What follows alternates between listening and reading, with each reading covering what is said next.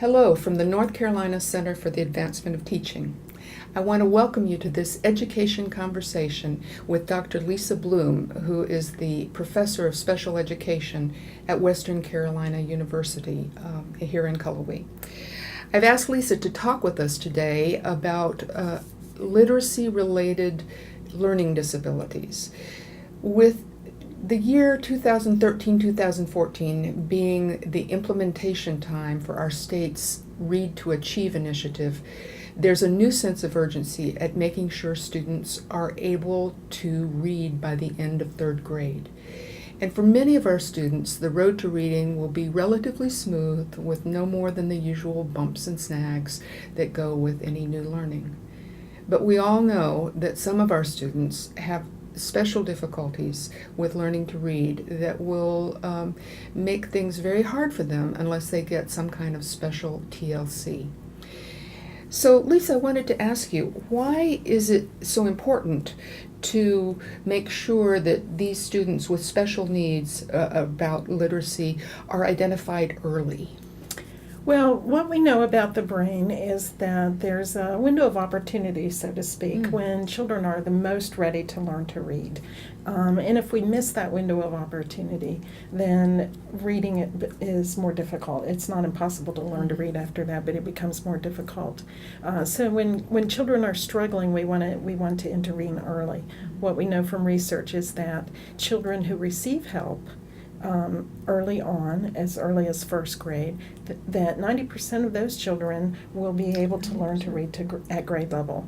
But if we wait, if children are 9 or older before they receive that help, if they're struggling readers, then those students tend to struggle the rest of their lives. Well, if it's that important, what are some of the sorts of things we should be watching for, especially at the beginning of the school year? Well, at the beginning of the school year, teachers can notice whether children have difficulty learning new words, new vocabulary. They can look at what the child's vocabulary is that they're bringing to school with them. If they have a small vocabulary, that's a sign that they may have difficulty. If they have difficulty with things like rhyming words, segmenting words into sounds, identifying the initial sound of a word, those kinds of activities that are common in a kindergarten, first grade classroom, then that gives teachers a clue that they might have difficulty.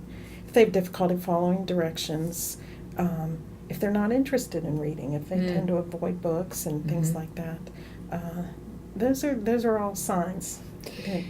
And if a watchful teacher does pick up on some of those things, what should they do? What resources are available for them to move on with that information?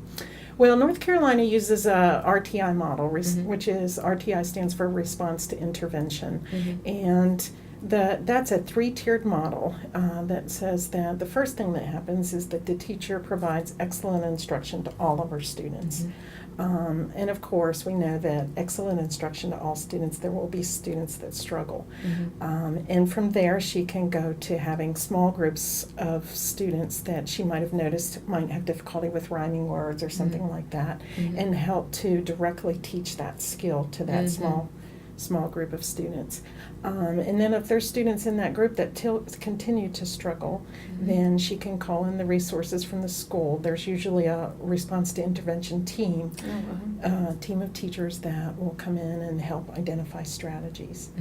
Also, North Carolina maintains a wonderful website, the Department of Public Instruction website, that has resources for evidence-based practices. And those are practices that have been tried and true, that research tells us these work to help children that are struggling with reading. And those are available to all teachers. Excellent. Well, is there anything else we should say about how schools are responding to this challenge?